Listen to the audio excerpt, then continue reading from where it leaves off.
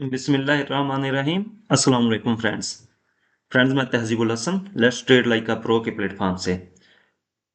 Friends ये video weekly analysis भी है, इसमें गोल्ड का वीकली एनालिसिस और इंट्राडे एनालिसिस होगा, यूरो यूएसडी, सिल्वर और क्रूड ऑयल का इंट्राडे एनालिसिस होगा। आपसे रिक्वेस्ट है कि वीडियो को पूरा देखें और गौर से देखें। जो भी लेवल बताए जाएंगे, जो भी चीजें बताई जाएंगी, उनको याद रखें, उनके मुताबिक ट्रेड करें। जी फ्रेंड्स, एनालिसिस स्टार्ट करते हैं। सबसे पहले फंडामेंटल न्यूज देख लेते हैं कि इस वीक फंडामेंटल न्यूज कौन कौन सी हैं। हाई इंपैक्ट और मीडियम इंपैक्ट न्यूज की बात करूंगा मैं, लो इंपैक्ट न्यूज उनको डिस्कस नहीं करेंगे। ये मंडे को सुबह बैंक ऑफ जापान के गवर्नर ओएडा की स्पीच है और कल फर्स्ट डे है G20 मीटिंग्स का। यूरो के रिलेटेड न्यूज है, यूरोपियन सेंट्रल बैंक के प्रेसिडेंट की स्पीच है, मीडियम इंपैक्ट न्यूज है। ट्यूसडे को रिजर्व बैंक ऑफ ऑस्ट्रेलिया की मॉनेटरी पॉलिसी मीटिंग के मिनट्स हैं, मीडियम इंपैक्ट न्यूज है। ब्रिटिश पाउंड के रिलेटेड मंगल के दिन मॉनेटरी पॉलिसी रिपोर्ट की हियरिंग्स है, हाई इंपैक्ट न्यूज है। कैड के रिलेटेड हाई इंपैक्ट न्यूज है, लेकिन कैड कैनेडियन डॉलर का हम कोई पेयर ट्रेड या एनालाइज नहीं कर रहे। यूएसटी के रिलेटेड मंगल के दिन बिल्डिंग परमिट्स का डेटा है, मीडियम इंपैक्ट न्यूज है। और मंगल को सेकंड डे होगा G20 मीटिंग्स का। जी फ्रेंड्स, ब्रिटिश पाउंड के रिलेटेड बुध वाले दिन सीपीआई का डेटा है, जिसकी फोरकास्ट ब्रिटिश पाउंड के हक में नजर आ रही है। बुध वाले दिन European central bank financial stability report जारी करेगा और शाम को बुध वाले दिन यूरोपियन सेंट्रल बैंक के प्रेसिडेंट की स्पीच होगी। और बुध वाले दिन शाम 8:30 बजे क्रूड ऑयल इन्वेंट्रीज का डेटा होगा। जी, जुमेरात थर्सडे को बैंक ऑफ जापान के गवर्नर की दोबारा स्पीच होगी, इस वीक में दूसरी स्पीच होगी ये उनकी। और ऑस्ट्रेलियन डॉलर के रिलेटेड डेटा होगा, रिजर्व बैंक ऑफ ऑस्ट्रेलिया के गवर्नर की स्पीच होगी, हाई इंपैक्ट डेटा। और फिर यूएसडी के रिलेटेड हाई इंपैक्ट डेटा होगा, weekly jobless claims, unemployment claims भी बोलते हैं इसको। और मीडियम इंपैक्ट डेटा थर्सडे को Philly Fed manufacturing index, Philadelphia रियासत के मैन्युफैक्चरिंग इंडेक्स होगा कि यहाँ की जो भी मैन्युफैक्चरिंग इंडस्ट्री है उनका इंडेक्स क्या रहा, क्या उनमें ऊंच नीच आई। जी, थर्सडे को ही होम सेल्स का डेटा है यूएसडी के रिलेटेड। और फिर फ्राइडे को जीबीपी के रिलेटेड रिटेल सेल्स का डेटा है, मंथ और मंथ का। फिर फ्रेंच पीएमआई का डेटा है, परचेज मैनेजर इंडेक्स का डेटा है। फिर जर्मन परचेज मैनेजर इंडेक्स का डेटा है। और फिर मैन्युफैक्चरिंग पीएमआई का डेटा है, फ्लैश मैन्युफैक्चरिंग पीएमआई का डेटा है ब्रिटिश पाउंड के रिलेटेड। और कैट को छोड़ते हैं और यूएसडी के रिलेटेड भी फ्लैश मैन्युफैक्चरिंग पीएमआई का डेटा है जुमे वाले दिन, फ्राइडे को, शुक्रवार को। और फ्राइडे वाले दिन ही शाम 8 बजे पाकिस्तानी वक्त के मुताबिक university of Michigan consumer sentiment का डेटा है। कैलेंडर पूरा डेटा से भरपूर है। और एक और फंडामेंटल न्यूज, खैर वो इस वीक तो नहीं आएगी, नेक्स्ट वीक रहेगी। 26 नवंबर को American elect president Donald Trump की हियरिंग है उसके केस की। उम्मीद है कि उसमें उनको बरी कर दिया जाएगा उस केस में। और जब डोनाल्ड ट्रंप के हक में फैसला आएगा तो डॉलर मजबूत होगा टेक्निकली और गोल्ड नीचे आएगा, लेकिन ये नेक्स्ट वीक में देखेंगे। जी फ्रेंड, चार्ट की तरफ बढ़ते हैं। गोल्ड का चार्ट है, H4 का टाइम फ्रेम है। गोल्ड डिसेंडिंग चैनल में चल रहा है। प्रीवियस वीक का लो जो है वो 2537 है। प्रीवियस वीक का हाई 2686 है।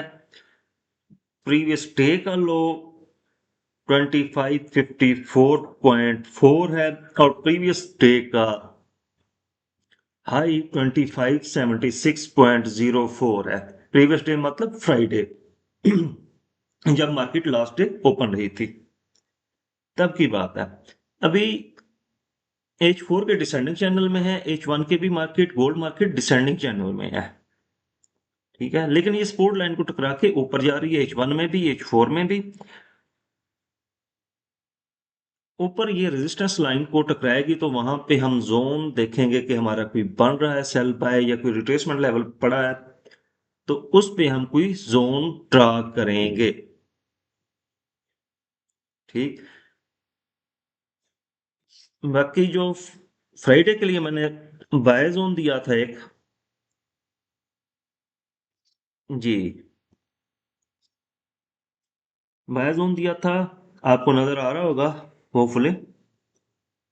ये ग्रीन बैंड जो लगाया हुआ है ये वाला, टू 2551.5 से लेके 2557.0 यहां से बाय दिया था मैंने, और मार्केट यहां से बाय गई। 2554 लगाने के बाद 2576 लगाया इसने, तकरीबन तकरीबन 220 पिप्स, सॉरी 190 पिप्स, 190 पिप्स मार्केट ऊपर मूव की।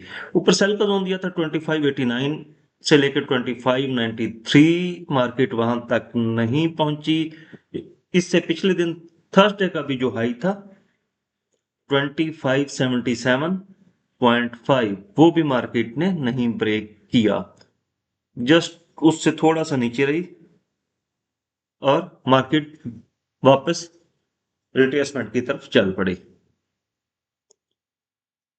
अब नेक्स्ट वीक क्या हो सकता है और क्या क्या सिनेरियो इंट्राडे में बन सकते हैं वो डिस्कस करते हैं। ये वीकली टाइम फ्रेम है, असेंडिंग चैनल में चल रही थी मार्केट, मार्केट ने रिजेक्शन ली मंथली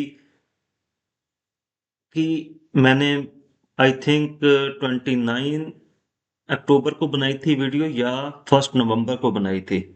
उसमें ये बोला था कि मार्केट जब 2780 और 2900 के पास पास होगी तो वहां से अच्छी सेल आएगी, और आपने देखा मैंने यही बोला था कि 50, 100, 150 या $200 तक मार्केट नीचे गिर सकती है, क्योंकि RSI ओवरबॉट था मंथली टाइम फ्रेम में।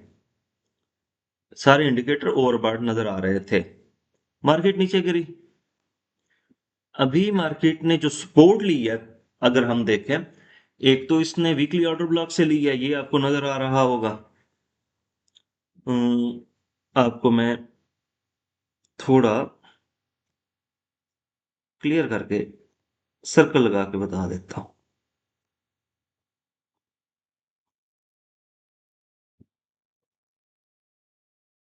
जी, सर्कल थोड़ा बड़ा हो गया।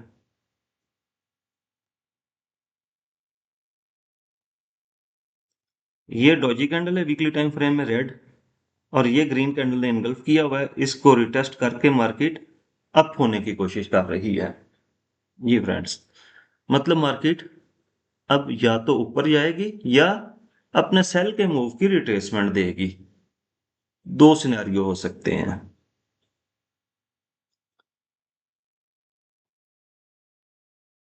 और अगर हम इसको डेली टाइम फ्रेम में देखें तो ऊपर सेल इनगल्फिंग कहाँ है, सेल का ओपी वो बन रहा है, क्योंकि वीकली में तो अभी नजर नहीं आ रहा, 2644 के पास पास, बहुत दूर है अभी।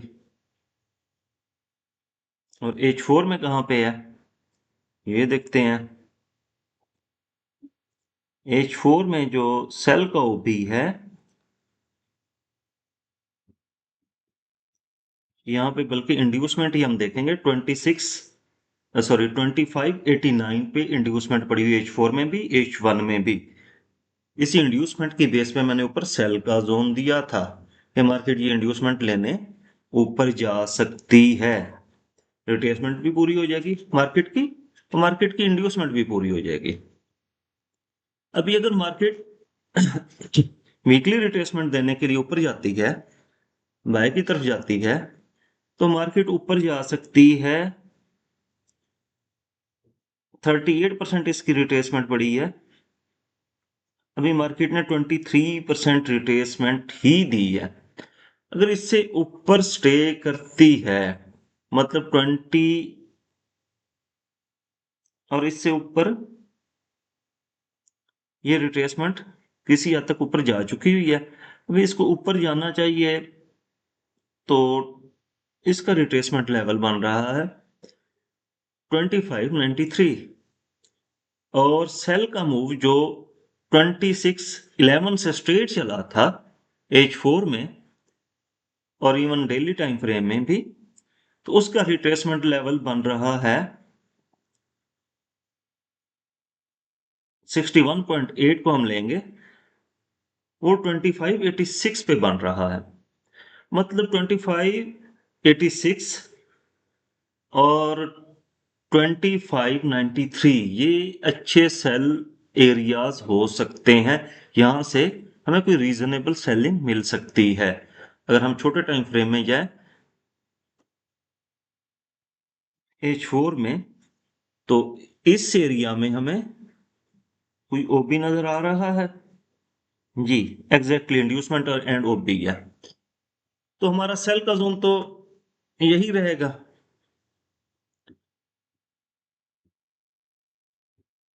और अगर हम वीकली टाइम फ्रेम की बात करें, तो हम 50% या 68% से ही सेलिंग लेते हैं मोस्टली, तो फिर हमें वेट करना चाहिए लेवल का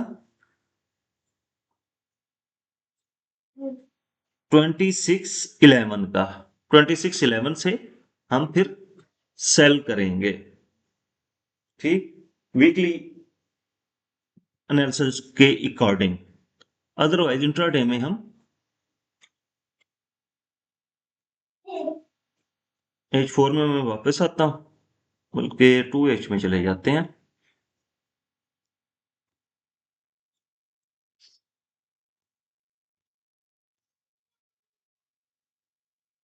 इसको 85 करते हैं, 86 है, सॉरी, तो इसको 86 पे लेके आते हैं, 25 86 और यहाँ भी 25 86 कर देता हूं मैं। ये हमारा सेल जोन हो गया।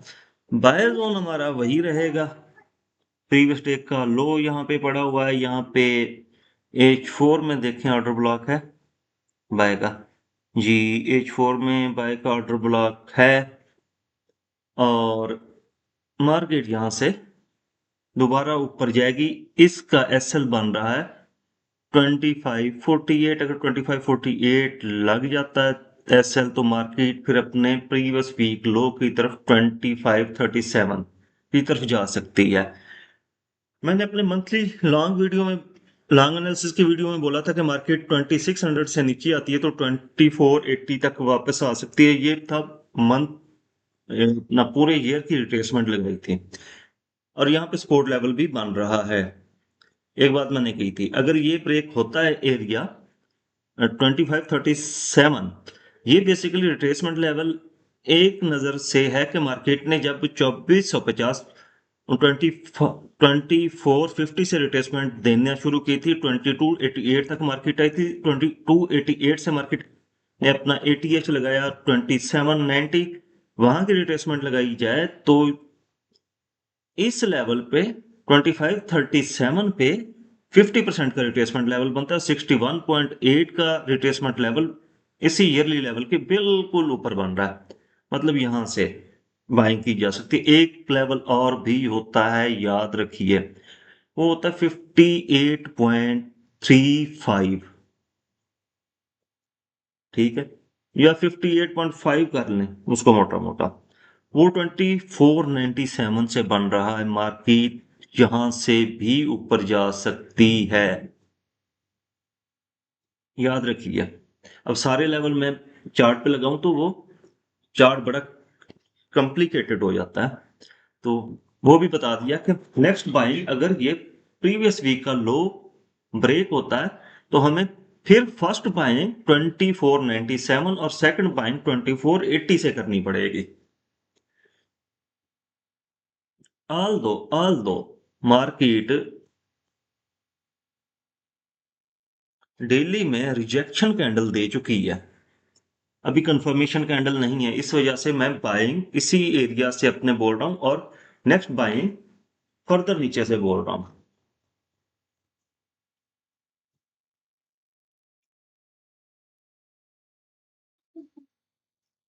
H4 का टाइम फ्रेम, वापस आते हैं, एनालिसिस को कंक्लूड करते हैं। सेल का बोल दिया, ये है, और इस सेल का भी जो SL रहेगा वो काफी बड़ा बनेगा, ठीक है। यहां पे भी कंफर्मेशन के साथ सेल में बैठना है, बाय के जोन से भी कंफर्मेशन के बाद बाय में बैठना है। मैं हमेशा ये कहता हूँ कि जब भी आपने अपने सेल बाय जोन ड्रा कर लेने हैं तो आप इमीडिएटली मार्केट वहां जब आए तो इमीडिएटली बाय या सेल नहीं कर देने। आपने देखना है कि वहां पे एक रिजेक्शन कैंडल बने और दूसरी कंफर्मेशन कैंडल बनने का वेट करें। कंफर्मेशन कैंडल जब बन जाए तो स्ट्रेट अवे बाय ले सकते हैं, या बाय या सेल ले सकते हैं, या फिर वेट करें कि उसको रिटेस्ट होने दें, तब सेल या बाय करें। उसमें ये रहेगा कि आपका SL छोटा हो जाएगा और प्लस उसमें लॉस के चांसेस बहुत कम रहेंगे। जी, सेल बाय के लेवल दे दिए। वीकली में जो मैं बोल रहा हूं कि अगर हम सेल करेंगे तो वो 2643 से करेंगे। वीकली के लेवल कहाँ चले गए? वीकली के, वीकली का मैं ऊपर जोन ड्रा कर देता हूँ। हाँ, बल्कि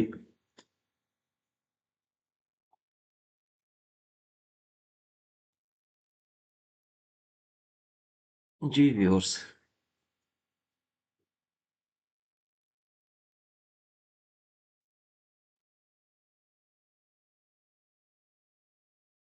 ये मेरा एक सेल जोन रहेगा 2611 से 2629, ये एक मेरा सेल लेवल रहेगा। और डेली अगर इनगल्फिंग की बात, सेल इनगल्फिंग की बात की जाए तो वो ऊपर पड़ी हुई है, वो फिर देखेंगे। फिलहाल मार्केट को इसी लेवल से सेल अगर ऊपर जाती है तो यहां से फिर नेक्स्ट सेल देखेंगे 2611 से लेके 2629 सेल। जी,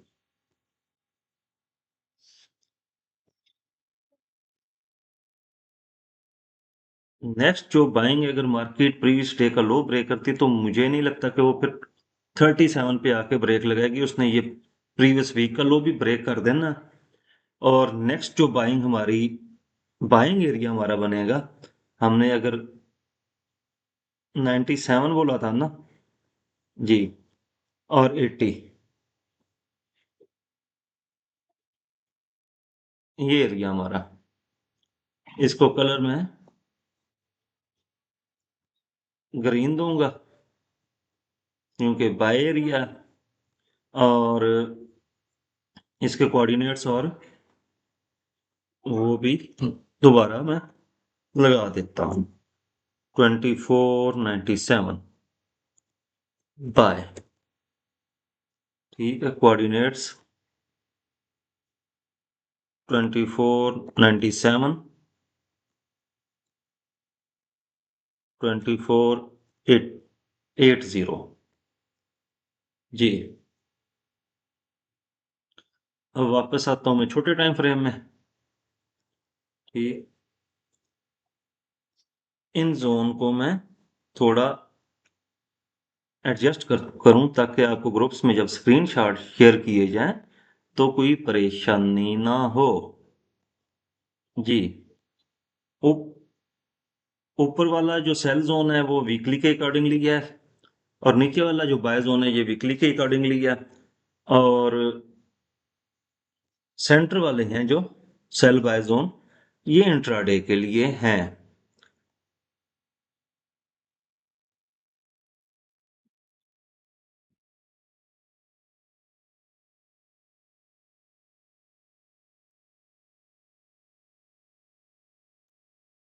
जी फ्रेंड्स, ये जोन बन गए आपके सामने नजर आ रहे हैं।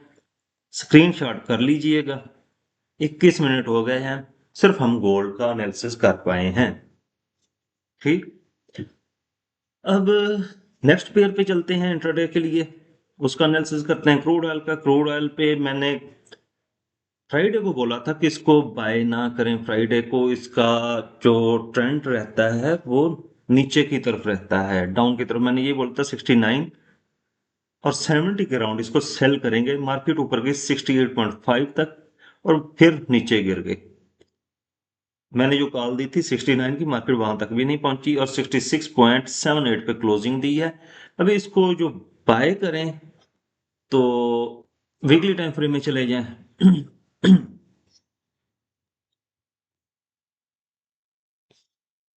जी, यहाँ पे कोई भी बाय एंगल्फिंग करीब करीब नजर नहीं आ रही। यहाँ पे भी बाय का ऑर्डर ब्लॉक नहीं है। बाय का ऑर्डर ब्लॉक पीछे ये बढ़ा हुआ है, लेकिन इस एरिया में प्रीवियस जोन अपना जो एंगल्फिंग्स बनी है उनकी लिक्विडिटी पड़ी हुई है। मार्केट को आप 64.9 के एसएल के साथ बाय कर सकते हैं क्रूड ऑयल को, लेकिन बड़ा टीपी एक्सपेक्ट ना कीजिएगा। ये मैंने ग्रुप्स में भी बताया था और प्रीवियस वीडियोस में भी बताया था कि क्रूड ऑयल डिमांड में नहीं है। क्रूड ऑयल की वर्ल्ड वाइड इतनी डिमांड नहीं है अभी, और सीजनलिटी के एतबार से देखा जाए तो क्रूड ऑयल इन दिनों में थोड़ा सेल की तरफ रहता है।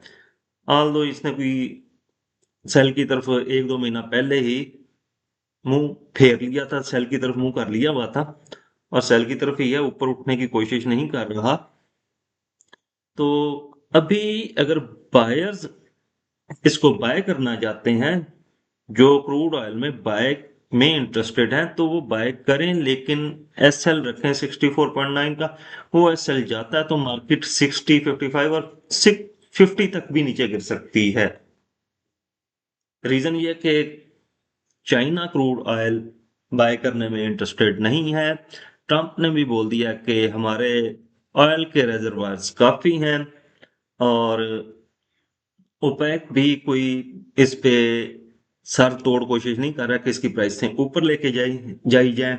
मतलब वो प्रोडक्शन कट्स की तरफ नहीं आ रहा। और एक और अहम बात कि काफी कंट्रीज ने, जापान और चाइना ने, जो इलेक्ट्रिक गाड़ियां लॉन्च की हैं, जापान ने हाइब्रिड गाड़ियां लॉन्च की हैं और चाइना ने इलेक्ट्रिक गाड़ियां लॉन्च की हैं, तो उससे भी मार्केट पे ऑयल की कंजम्पशन पे फर्क पड़ेगा, पड़ रहा है और फर्दर भी पड़ेगा। सिंपल इज दैट कि इसको ऊपर वाले सेल जोन से सेल करेंगे। H4 के चार्ट में देखें तो इसको यहां से भी सेल किया जा सकता है। मतलब 67.7 से लेके यहाँ पे इसने सेल की कंडीशन दी है और 68.3 यहां से सेल किया जा सकता है, या इसको टॉप से सेल किया जाए, 69 के पास पास से सेल किया जाए तो वो ज्यादा बेहतर रहेगा। और अच्छा इसका सेल लेवल ये 71.3 से 72.62। बाहर हजरात जो यहाँ से बाय करेंगे वो टारगेट बड़ा लेके ना चलें कि इसने बहुत ऊपर जाना है। अभी कोई ऐसा सीन नहीं लग रहा कि क्रूड ऑयल कोई 80s में जाके निकले। जी friend, next year silver. Silver ने भी अपना H4 का असेंडिंग चैनल ब्रेक किया, जैसे गोल्ड ने ब्रेक किया। सेल जोन दिया था मार्केट, सेल जोन से सेल आई, नीचे बाय जोन तक नहीं गई, और अभी इसको फर्दर जी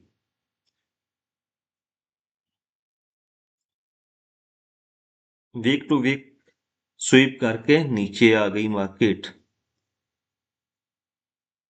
अभी इसको बाय जो करेंगे वो इस लेवल से करेंगे। ये बाइंग बाय का लेवल थोड़ा मैं ऊपर लेके चलता हूं।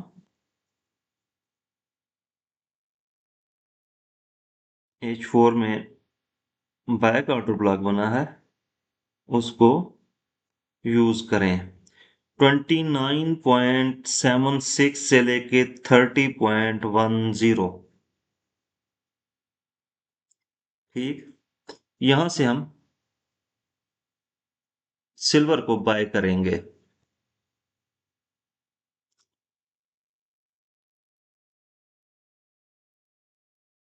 इसके पहले कोऑर्डिनेट्स ही सेट कर लिए जाएं, और 29.76 से लेके 30.10 बाय, ये बाय है। और 29.9 के एसएल के साथ बाय करें। एसएल हो गया, बाहर आ जाए। और दूसरी बात यह है कि कोई भी रिटेल ट्रेडर जिसका अकाउंट छोटा है वो सिल्वर ट्रेड ना करे।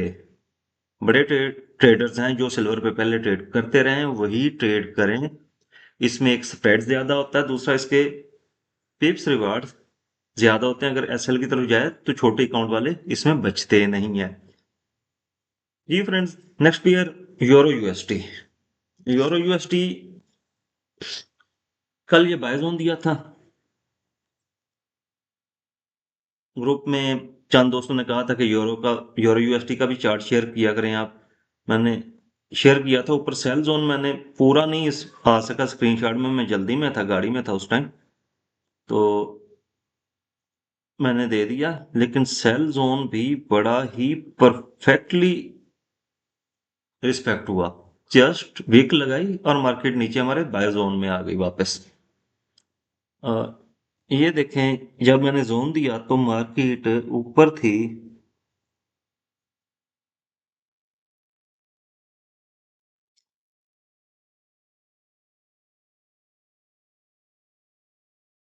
15 में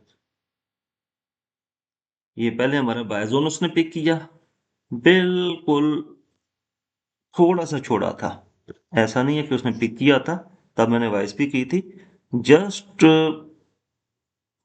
कोई 1 या 2 पिप से ये छोड़ा था। मैंने कहा अगर किसी ने फिर भी बाय ली है तो इसको होल्ड रखे ब्रेक इवन के साथ।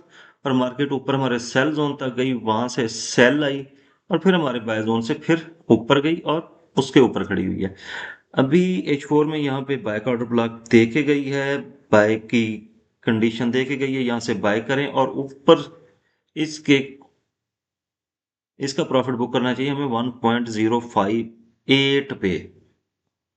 ठीक है, यहाँ पे प्रॉफिट बुक मैक्सिमम का करके ब्रेक इवन छोड़ दें। अगर मार्केट ये कल का हाई ब्रेक करती है तो फिर इस एरिया से सेलिंग नहीं की जाएगी, फिर हम थोड़ा टॉप से सेल करेंगे। पिछला जो हमारा जोन था फिर हम कंफर्मेशन करेंगे। अभी फिलहाल यहाँ से बाइंग करेंगे और सेल जोन के टॉप से सेल करेंगे 1.063 या 1.064 से सेल करेंगे। ठीक, बल्कि मैं इसका जोन ये चेंज कर दूं तो ज्यादा बेहतर है। 1.3, बल्कि क्या करना है 1.4 कर देते हैं इसको, क्योंकि ये कल की विक स्वीप करके भी मार्केट नीचे आ सकती है। इसको 1.37 तक ऊपर लेके चले जाते हैं। जी।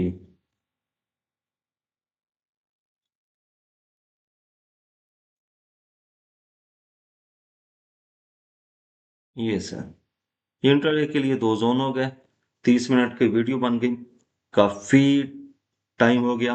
ये फ्रेंड्स, इन ज़ोन्स को फॉलो करें, इन ज़ोन में मार्केट आने पे कंफर्मेशन लें। ऐसा जो ये यूरो यूएसडी में नज़र आता है, ये once in a blue moon होता है। ये बहुत बड़ी मैंने कोई वो नहीं की कि मेरा एनालिसिस था और बड़ा ही अच्छा रिस्पेक्ट हुआ। ठीक है, खुशी भी होती है कि ऐसा ही हुआ, लेकिन इसने वहां से हमें एंट्री नहीं लेने दी बेसिकली।